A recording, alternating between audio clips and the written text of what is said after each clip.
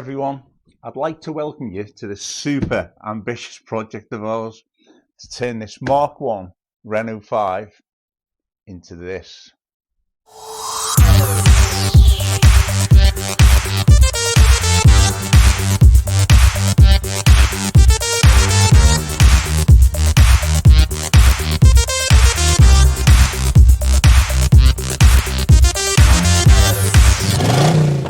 So how did this crazy project of ours come about? Well, I've always loved the Group B era, the excitement, the innovation, the development, and it was absolutely amazing. Certainly the best era ever in the World Rally Championship.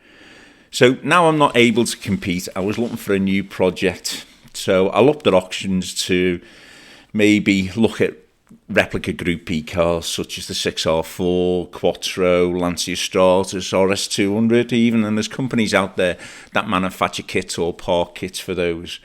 One car that always fascinated me though was the Renault 5, the Turbo 1, Turbo 2 and Maxi.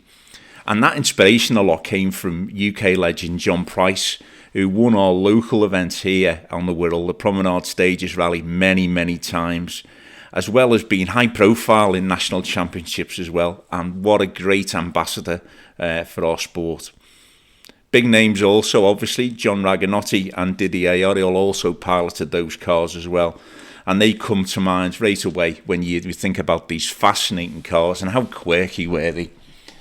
So I looked at options to build a replica Renault 5 Maxi and came across, very much by chance, a guy called Michael DeBias, who, via this company Gemini Racing, offers conversion parts to build a rear-wheel drive Renault 5. Now, Michael DeBias is based in Slovakia, a really talented engineer who carries out design and development work for a famous supercar manufacturer. So my wife and I, after much discussion, went across to visit Michael in Bratislava, and what a really nice guy he is.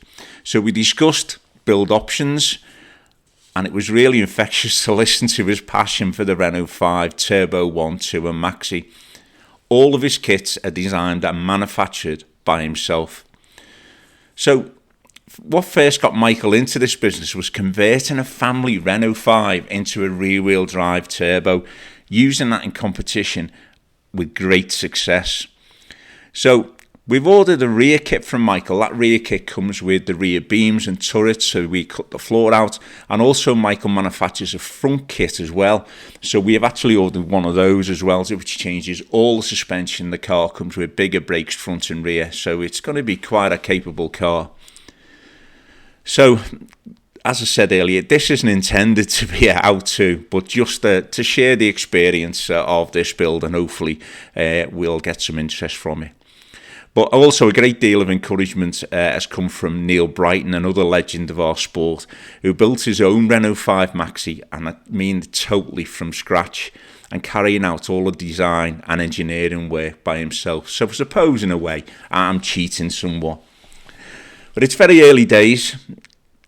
So I have met some really interesting people along the way so far, some Renault people, and I keep making friends as we go along, which is how I like to live life. It's great. But believe me, I know nothing about Renaults. So what are we going to do about getting a base car? Was it going to be left-hand drive, right-hand drive? Wasn't too sure what to do. Couldn't really find anything in the UK. And so started looking abroad, and did actually find a car in Lloret de Mar in Spain.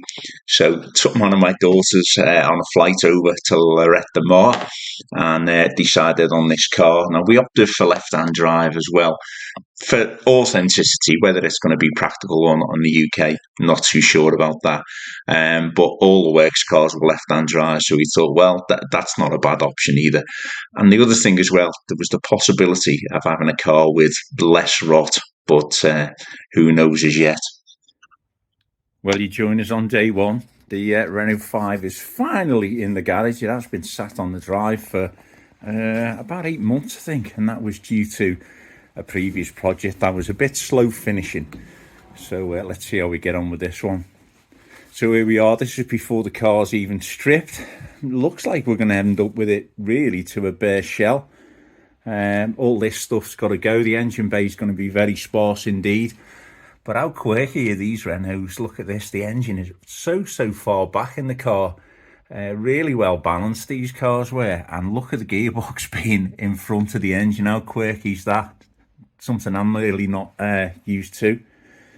So hopefully, because we bought a car from Spain, we were hoping that maybe there's a lot less rot on this car compared to a UK car, but who knows, until we start stripping it down, we could find anything. So everything's got to come out. All the wiring I'm probably going to do again. I've used a company called Auto Sparks in the past to do a kit car wiring loom for the front engine or a rear engine car, and it's been really good quality.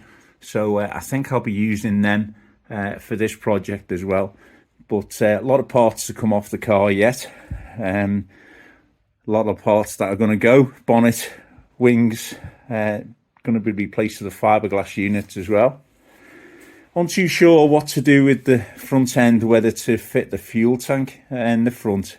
The roll cage is going to be coming through into the front as well, so we could protect the fuel tank with the roll cage. But it's early days. Let's get it stripped and see where we're at. The standard fuel tanks in the Maxi are actually under the seats. They're quite difficult to come by and quite expensive as well. So maybe an option is to put the tank under the bonnet. So looking at the inside, very period indeed, isn't it? The dashboard's nice, really nice. Got a lot of plans going through our head for this car. Pedal box is going to be bias pedal box as well. But as I say, it's going to be a long job. As I said, GTL model this. Look at that, it's a posh one. It's a posh one. Got tinted glass all round. But probably the only piece of glass that we're going to be keeping is the windscreen. Be looking at putting maybe polycarbonate kit in, as the works cars had. So let's see how we go. Let's see how the project pans out with regard to funds. So looking at the back end, this is where it's all going to happen. This is where I'll probably be spending the next 5 or 6 months. So when the kit arrives from Michael, all the floor has to be cut out here. A few accessories to be taken out as well. And this is where we need to weld in the beams and the turrets as well in the car to take the engine.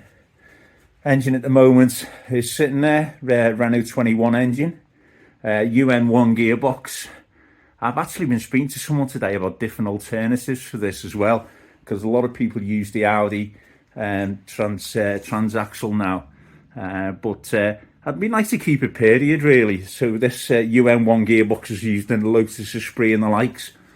And this is the big Renault 21 engine. Going to have to be tuned a little bit, I think, because it does have the standard brick manifold on here. So we're looking for a tubular manifold for this. And maybe a standalone ECU. But well, let's see how things develop. The main thing now is to basically get the floor cut out, the beams and the turrets in, and see where we're at. As I say, it's very much not a how-to, but more of join us on the journey. I think it will be an interesting build, so let's see how we go. So thank you all very much for watching. Please like and subscribe on whatever you do on these videos, and hopefully I'll see you in the next one.